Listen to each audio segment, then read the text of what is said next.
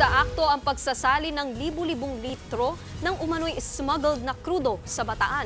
Arestado ang 15 individual kabilang ang mga tripulante ng barkong ginamit sa pag-aangkat.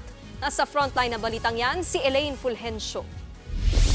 Arestado ang mga lalaking ito na sakay ng isang barko sa Mariveles, Bataan kahapon. Naaktuhan silang nagsasali ng umano'y smuggled na krudo. Ayon sa mga tauhan ng National Bureau of Investigation, inaangkat ng mga tripulanteng ito ang krudo mula sa Bagak, Bataan at isinasalin sa mga tanker truck na nakaabang sa Pantalan. Idinideliver daw ang krudo sa Metro Manila at iba pang kalapit na lugar. Kinuha nila yung diesel, yung laman nito from a Chinese ship. Nagbabalang NBI sa paggamit ng smuggled na krudo. Napakadelikado. Una, hindi natin alam yung grade. Kung ano ba, tama ba yung diesel na yun. Hindi nagbabayad ng tax. Grabe ang lugi ng ating pamahalaan.